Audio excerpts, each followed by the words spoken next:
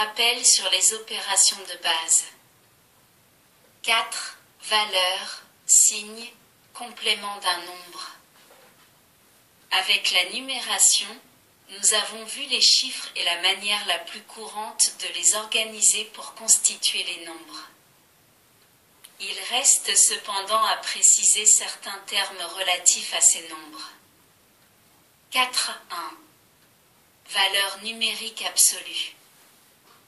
La valeur numérique absolue est une des déterminations possibles d'une quantité variable. Nous avons vu que dans la numération de position, chaque graphisme utilisé possède une signification en lui-même selon son rang dans l'ordre d'écriture du nombre, on lui affecte un poids déterminé. Cette double pesée constitue la valeur numérique absolue du nombre. 4.2. Signe d'un nombre. La valeur absolue d'un nombre est précédée du signe plus, quand ce nombre est supérieur à 0. Dans le cas où ce nombre est inférieur à 0, la valeur absolue est précédée du signe moins. Les nombres accompagnés du signe plus seront appelés les nombres positifs. Ceux qui sont précédés du signe englobent les nombres négatifs. L'ensemble des nombres positifs et négatifs prend l'appellation d'ensemble des nombres relatifs. Par convention, les nombres positifs ne sont pas représentés avec leur signe plus. Pour résumer, la valeur absolue d'un nombre est la valeur qui lui est affectée par le système de numération adopté et sans tenir compte de son signe. Cette valeur est représentée entre deux tirets verticaux, soit un nombre de valeurs absolues, 256, soit un nombre positif, plus 256 ou 256, soit un nombre négatif, moins 256. Pour plus de précision et afin de dissocier le signe du nombre et celui des opérations que l'on peut effectuer avec les nombres relatifs, ces derniers devraient être représentés par leur valeur absolue et leur signe entre parenthèses. Exemple, plus 256, moins 128. Dans les calculs courants, par simplification, on omet, à tort, les parenthèses. 4.3. Complément d'un nombre. Le complément d'un nombre est le nombre qu'il faut ajouter au premier pour en obtenir un troisième, désigné par avance et servant en quelque sorte de référence. Exemple. Le complément du nombre 75 par rapport à la valeur numérique 87, désigné par avance est 87 moins 75 égale 12. L'importance du complément à une valeur arbitraire, comme dans cet exemple, 87, n'est pas évident, sauf dans le cas de la soustraction. Il existe, par contre, des cas particuliers, comme les compléments à 9 ou à 10, en système décimal, ainsi que les compléments à 1 ou à 2, en système binaire, qui nous serviront pour la réalisation des opérations dans les systèmes numériques, soustraction et division. Évidemment, dans ces systèmes qui utilisent la numération binaire, il s'agit des compléments à 1 et à 2, mais pour une meilleure approche de ce processus, nous commencerons par les compléments dans la numération à base 10. 4.3. 1. Complément à 9. Considérons un nombre, constitué de n chiffres. Le complément à 9 de ce nombre est celui qui est composé de la suite obtenue par la soustraction de chacun de ces n chiffres, du chiffre 9. Exemple. Le complément à 9 du nombre 128 est 999 moins 128 égale 871. 871 est le complément à 9 du nombre 128. Il faut, conséquent, entendre par complément à 9, le complément de chacun des chiffres composant ce nombre par rapport à 9. Ce vocable est destiné à définir la valeur numérique qu'il faut ajouter à un nombre désigné pour obtenir la puissance immédiatement supérieure à ce nombre, dans la base utilisée, moins l'unité. Exemple. Reprenons le nombre 128. La puissance ou valeur du rang, immédiatement supérieure à ce nombre, dans la base 10 est 10 puissance 3 ou 1000.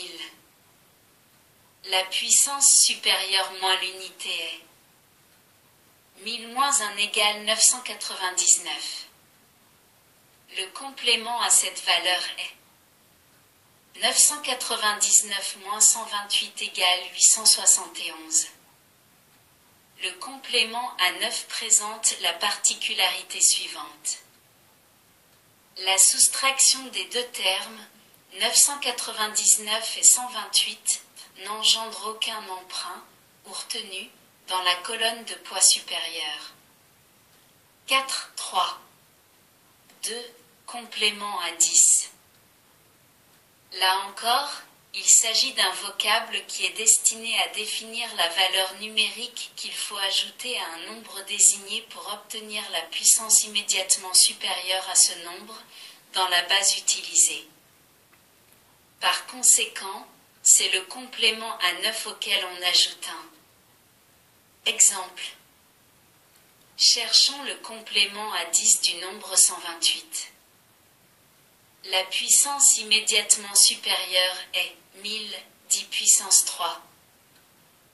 Le complément à 1228 est 1000 moins 128 égale 872. Autre façon. Reprenons le complément à 9 précédemment obtenu et ajoutons 1. 871 plus 1 égale 872. 872 est le complément à 10 de 128. Les figures 11a et 11b représentent les compléments à 9 et à 10 pour les nombres de 1 à 9. 4, 3. 3. Le complément à 1. Il n'est plus question du système décimal mais du système binaire. Le complément à 1 est l'équivalent binaire du complément à 9 décimal. Le chiffre 9 est le dernier symbole graphique utilisé en base 10 avant de passer à la puissance supérieure, ou rang de poids plus élevé. De même, en base 2, le graphisme 1 est le dernier symbole utilisé avant de passer au rang de poids plus élevé. Pour résumer, le complément à 1 d'un nombre binaire est la valeur numérique qu'il faut ajouter à ce nombre pour obtenir la valeur numérique immédiatement inférieure à celle de la puissance supérieure. Exemple. Soit à trouver le complément à 1, 2, 1, 0, 1, 0. La puissance immédiatement supérieure à 1, 0, 1, 0 est 1, 0, 0, 0, 0. La valeur numérique immédiatement inférieure est 1, 1, 1, 1, voire figure 7. Posons l'opération. Le nombre binaire 0, 1, 0, 1 est le complément à 1 de 1, 0, 1, 0. Si on additionne ces deux nombres, on obtient 1, 1, 1, 1. Il faut noter qu'il suffit de remplacer les zéros par des 1 et vice-versa pour trouver le complément à 1 d'un nombre binaire.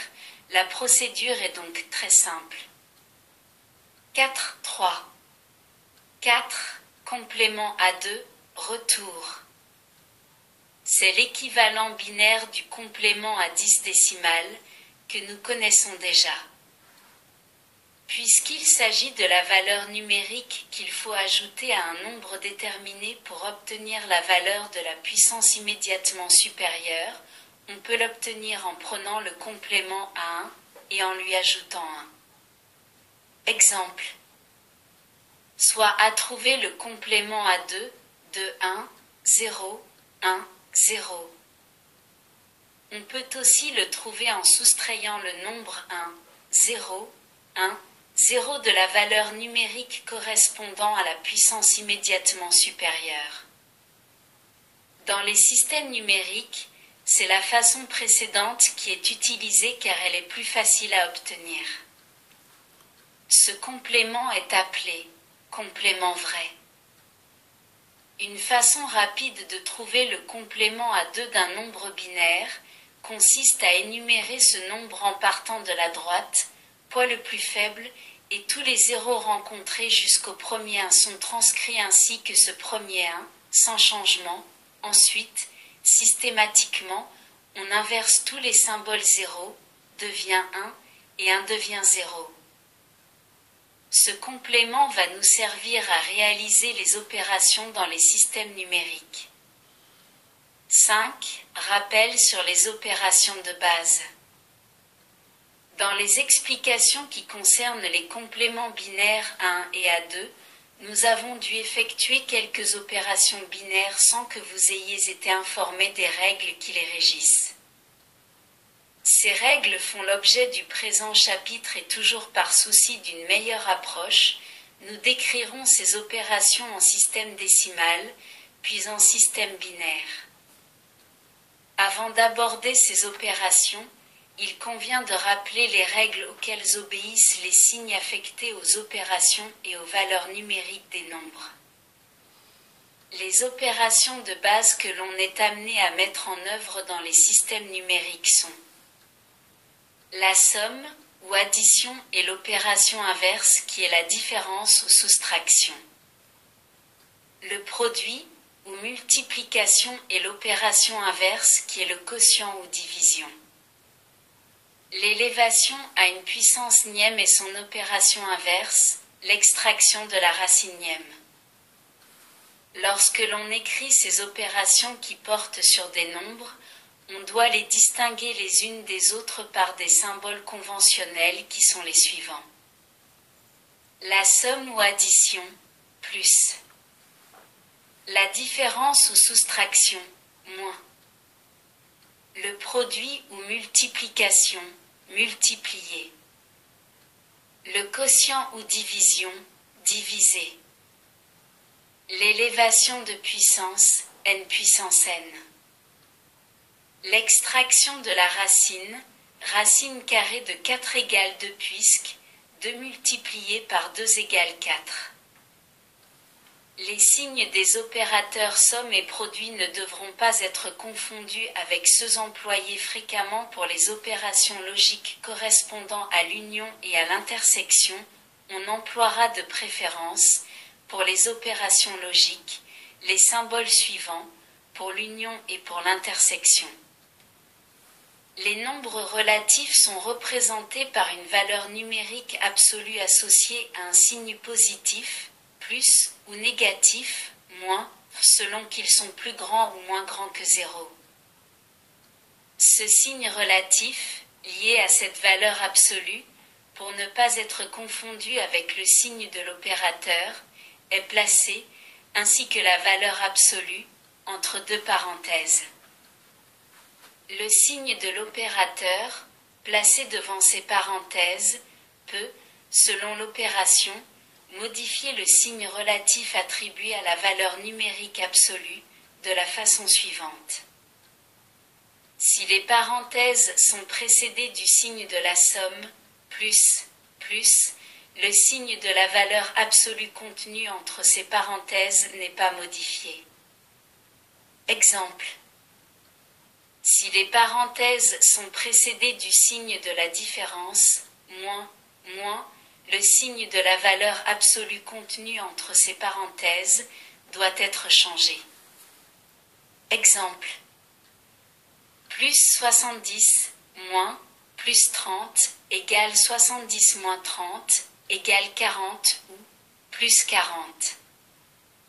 Plus 70, moins 30, égale 70 plus 30, égale 100 ou plus 100.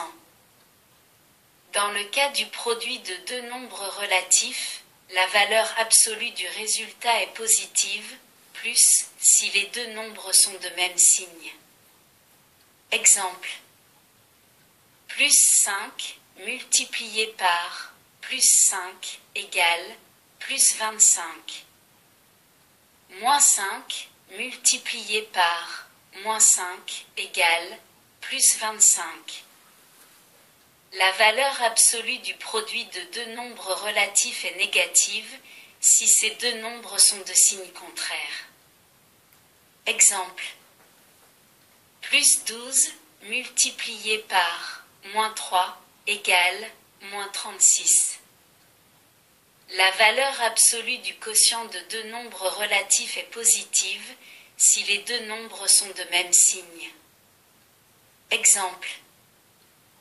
Plus 12 divisé par plus 3 égale plus 4. Moins 12 divisé par moins 3 égale plus 4. Le quotient peut aussi se noter de la façon suivante. L'écriture sur une seule ligne avec la barre inclinée, symbole du quotient, est une notation plus commode du point de vue dactylographique. La valeur absolue du quotient de deux nombres relatifs est négative si ces deux nombres sont de signe contraire. Exemple. Plus 12 divisé par moins 3 égale moins 4. Moins 12 divisé par plus 3 égale moins 4. 5,1. Addition décimale. En règle générale, pour l'addition ou pour la soustraction, on inscrit le premier terme, puis en dessous, le ou les termes suivants, en plaçant dans les mêmes colonnes les chiffres affectés à des poids identiques. Pour l'addition, plus de deux termes peuvent être disposés les uns en dessous des autres. Nous additionnerons ensuite les chiffres de la colonne la plus à droite, de poids le plus faible. Dans le système décimal, tout résultat supérieur à 9 génère un report dans la colonne suivante de poids immédiatement supérieur.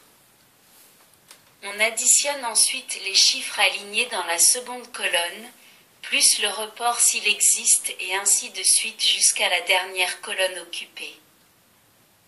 On positionne, dans le rang de poids supérieur, le report de la dernière colonne, s'il y en a un. La figure 12 représente la table de l'addition décimale. On désigne le premier terme, à gauche des lignes et en caractère gras, puis le second terme, en caractère gras, colonne supérieure. Le résultat est donné dans la case se trouvant à l'intersection de la ligne et de la colonne correspondant au terme choisi. Dans la partie ancien, la somme des termes 1 et 2 impose un report dans la colonne de poids supérieur. Le résultat de cette opération est un total. Exemple, soit à additionner 75 et 46, la figure 13 donne la procédure. La somme ou addition ne se limite pas au nombre positif, comme nous l'avons vu au début de ce chapitre, mais à l'ensemble des nombres relatifs. D'une manière générale, elle donne pour résultat la somme des valeurs absolues quand les nombres sont de même signe et la différence s'ils sont de signe contraire. Le signe du résultat est le même que celui des deux nombres qui a la plus grande valeur absolue. Exemple. Plus 75 plus 46 égale plus 121. Plus 75 plus moins 46 égale moins 29. Moins 70 plus moins 30 égale moins 100. 5,2. L'addition binaire, retour. Elle s'effectue de la même manière que l'addition décimale. La numération étant à base 2, Tout résultat supérieur à 1 génère un report dans la colonne suivante. La figure 14 représente la table de l'addition binaire. L'utilisation de cette table s'effectue de la même manière que pour celle de l'addition décimale de la figure 12. Dans la partie ancien, la somme des termes 1 et 2 génère un report. On notera la grande simplicité de cette table par rapport à celle de l'addition décimale. Exemple, soit à additionner 13, 10 et 5, 10, l'indice 10 indique, en décimale. Effectuons la transformation de chaque nombre en binaire. 13, 10, 1, 1, 0, 1, 2. 5, 10, 1, 0, 1, 2, l'indice 2 indique que c'est un nombre binaire. La figure 15 montre le processus d'addition de ces deux nombres binaires. On obtient ainsi 1, 0, 0, 1, 0, 2, 18, 10. Les mêmes règles de signes s'appliquent aussi dans le cas des opérations binaires. 5, 3. La soustraction décimale ou différence. Comme pour toute opération, il conviendra de procéder avec ordre. On pose le premier terme, puis on aligne en dessus le second terme en faisant coïncider, dans les colonnes, les poids identiques.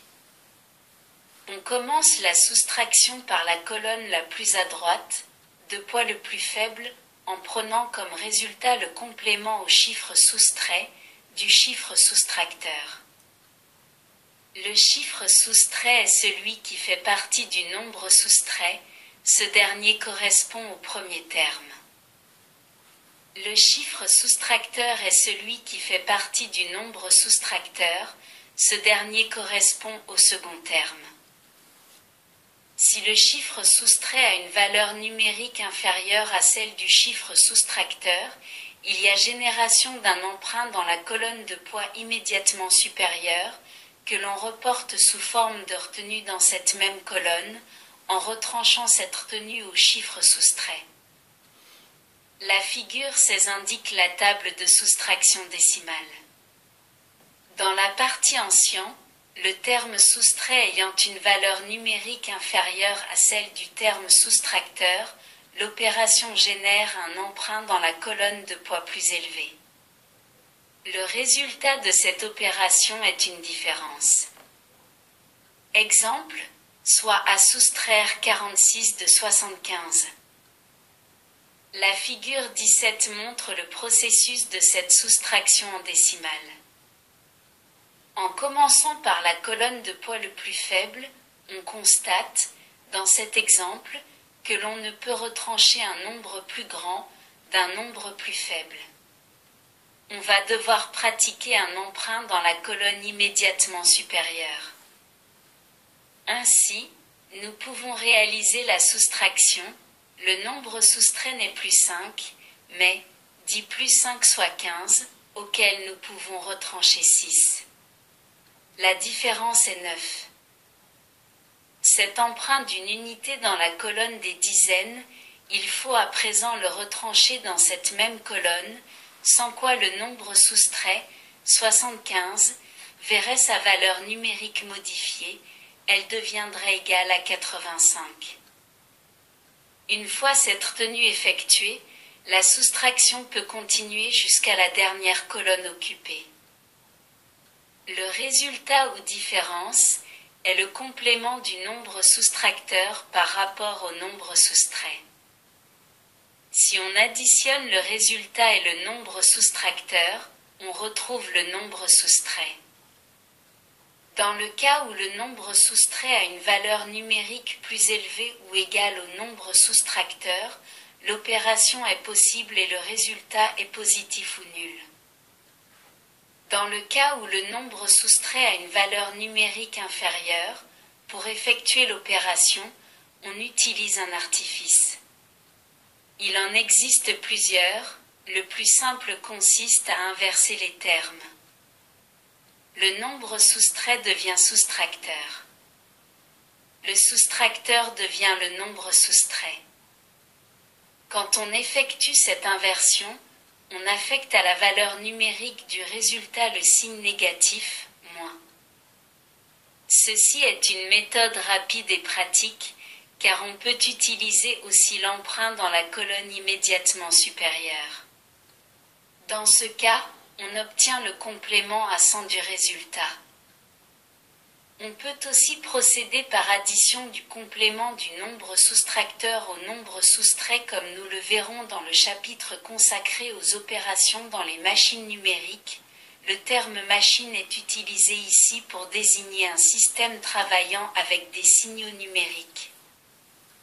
5.4. La soustraction binaire. D'une façon générale, les opérations décimales ou binaires obéissent aux mêmes règles. On retranche, dans la colonne de poids le plus faible, le chiffre soustracteur du chiffre soustrait, autrement dit on prend le complément du chiffre soustracteur par rapport au chiffre soustrait. Si le chiffre soustrait a une valeur numérique plus faible que celle du chiffre soustracteur, il y a emprunt au terme soustrait de la colonne de poids immédiatement supérieure. On procède ainsi de colonne en colonne jusqu'à la dernière représentant le poids le plus élevé. De même que pour la soustraction décimale, si le terme soustrait a une valeur numérique plus faible que le terme soustracteur, on inverse les opérateurs et on affecte au résultat le signe moins. La figure 18 représente la table de soustraction binaire. La case ancien correspond à un emprunt au terme soustrait de la colonne de poids immédiatement supérieure. Là encore, on constate une grande simplicité dans cette table par rapport à celle de la soustraction décimale. Exemple, soit à soustraire 5, 10, de 11, 10. Effectuons la transformation en binaire. 11, 10, 1, 0, 1, 1, 2. 5, 10, 1, 0, 1, 2. La figure 19 montre le déroulement de la soustraction binaire. Le résultat est donc 1, 0, 1, 1, moins 1, 0, 1, égale 1, 1, 0. Soit en décimale, 1, 1, 0, 2, 6, 10. L'emprunt généré par l'opération de la colonne de puissance 2 est reporté sous forme de retenue au nombre de la colonne de poids immédiatement supérieur, soit 2 puissance 3. Les mêmes remarques que pour la soustraction décimale peuvent s'appliquer aussi dans ce cas. 5, 5. Le produit ou multiplication décimale. La multiplication est une suite d'additions. Par exemple, si on veut multiplier 15 multiplié par 5, il suffit d'additionner 5 fois le nombre 15 avec lui-même pour obtenir le résultat. Les tables de multiplication sont faites pour nous éviter ces suites d'addition. Le nombre qui représente la quantité que l'on doit multiplier se nomme le multiplicande. Le second terme du produit se nomme le multiplicateur. Ainsi, dans l'exemple précédent, 15 est le multiplicande et 5 le multiplicateur. La figure 20 représente la table de multiplication. La lecture du résultat s'effectue dans la case correspondant à l'intersection de la ligne du multiplicande avec la colonne du multiplicateur.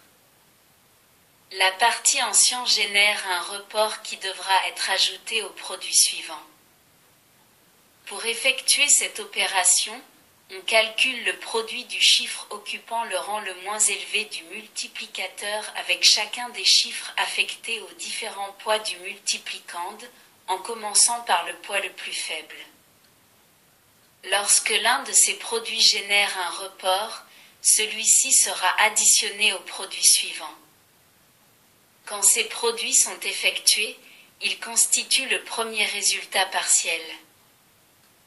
Le second résultat partiel s'obtient en faisant le produit du second chiffre du multiplicateur avec chacun des chiffres du multiplicand comme précédemment. Ce second résultat partiel sera positionné sous le premier et en le décalant d'un rang vers les poids plus élevés, car il s'agit d'un produit obtenu avec le chiffre du multiplicateur occupant le rang de poids 10 puissance 1. S'il y en a, les autres résultats partiels seront disposés sous les précédents, en respectant le décalage dû au rang du chiffre multiplicateur. Le résultat final sera exprimé en faisant la somme des résultats partiels. Il faut noter qu'il y a autant de résultats partiels qu'il y a de chiffres au multiplicateur. Exemple, soit à multiplier 75 par 406. La figure 21 décrit cette multiplication. Le produit de 0 par un nombre n est égal à 0. Le produit d'un nombre n par 0 n'a pas de sens, mais si l'on applique la commutativité, on se replace dans le cas précédent et le résultat est égal à 0. Le signe du produit est déterminé d'après les règles énoncées au début de ce chapitre, car le produit s'applique aux nombres relatifs, non seulement aux nombres positifs comme dans notre exemple. Nous rappelons ci-dessous ces règles qui s'appliquent aussi aux opérations binaires. Un nombre positif multiplié par un nombre positif donne un produit positif. Un nombre négatif multiplié par un nombre négatif donne un produit positif. Un nombre négatif multiplié par un nombre positif donne un produit négatif, l'inverse donne le même résultat quant au signe. 5, 6. Le produit binaire, retour. Du système binaire, basé sur deux éléments, découle une simplification du calcul. Cette simplification est encore plus sensible avec la multiplication. En effet, cette opération ne génère aucun report ni emprunt. La figure 22 représente la table de multiplication binaire. Comme pour le système à base 10, la multiplication par 0 entraîne un résultat égal à 0. La multiplication par 1 entraîne la recopie du multiplicand. La procédure d'obtention du résultat est identique à celle de la multiplication décimale ou pour toute autre multiplication dans un autre système de numération. Exemple, soit à multiplier 11, 10 par 20, 10. Transformons ces deux nombres en binaire.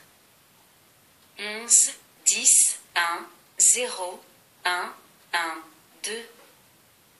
20, 10, 1, 0, 1, 0, 0, 2. La figure 23 représente cette multiplication binaire.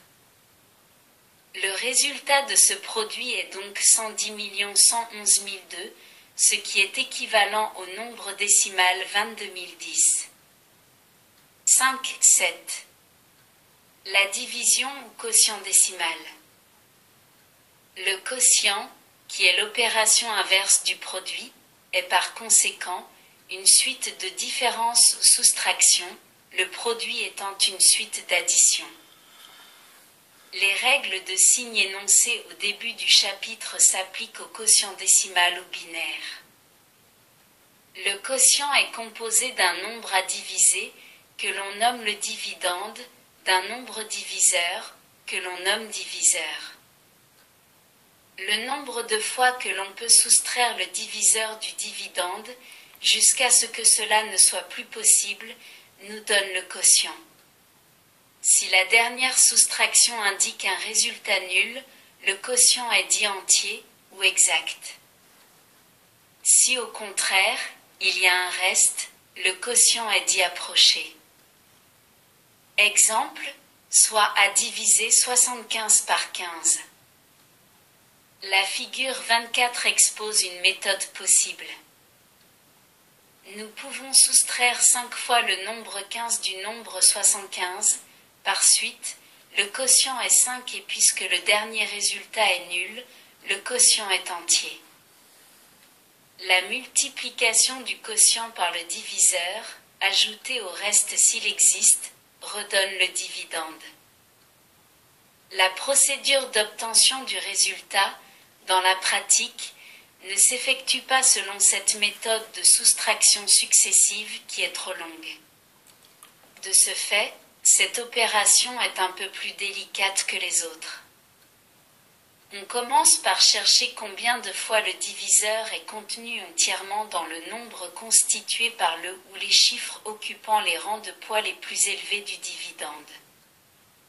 Ce nombre constitue le premier dividende partiel. Le nombre de fois que le diviseur est contenu dans ce premier diviseur partiel constitue le premier chiffre affecté au poids le plus élevé du quotient. On soustrait ensuite le produit du diviseur par ce quotient partiel, du premier dividende partiel et cette différence, plus grande ou égale à 0, constitue, avec le chiffre occupant le poids suivant du dividende, le second dividende partiel. On cherche, à nouveau, combien de fois le diviseur est contenu dans ce second dividende partiel et le produit du diviseur par le second quotient lui est soustrait. On effectue ces opérations jusqu'à ce que le dividende ne possède plus de chiffres significatifs. Si la dernière différence est égale à 0, le quotient est dit exact, le dividende est un multiple entier du diviseur. S'il n'en est pas ainsi, le quotient est dit approché et la division comporte un reste. Exemple, soit à diviser 405 par 3. Pour plus de facilité, on peut disposer l'opération de la façon suivante. La figure 25 donne la procédure adoptée pour effectuer cette division. Nous sommes en présence d'un quotient exact, 135, la dernière différence étant égale à 0.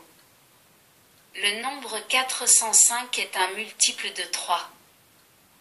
Cette procédure implique deux opérations.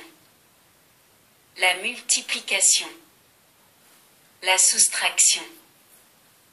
Ces opérations sont décrites au chapitre 5.5 et 5.3 ainsi que les tables correspondantes. Ces opérations sont plus faciles à effectuer qu'à énumérer, car nous avons acquis des automatismes. Il n'est pas question de remettre en cause ces automatismes, mais ils font parfois oublier les processus élémentaires que nous utilisons pour des tâches fréquentes. En les rappelant, la similitude entre les opérations décimales et binaires apparaît mieux et les procédures utilisées dans les machines numériques vous paraîtront plus familières. 5.8. Le quotient binaire. Le cheminement en vue de l'obtention du résultat est identique à celui de la division décimale. Par conséquent, nous allons passer à un exemple. La procédure pratique implique deux opérations. La multiplication ou produit. La soustraction ou différence. Ces opérations nous sont familières, leurs tables sont représentées dans les figures 22 et 18. Soit à diviser 1, 0, 1, 0, 1, 2, 21, 10, par 1,1, 2, 3, 10. La figure 26 représente la procédure utilisée qui est tout à fait analogue à la méthode employée en décimale. La division s'arrête là, car le reste est égal à 0 et il n'y a plus de chiffres, au dividende, à combiner avec le reste. Le résultat de la division est donc 1, 1, 1, 2, soit 7, 10.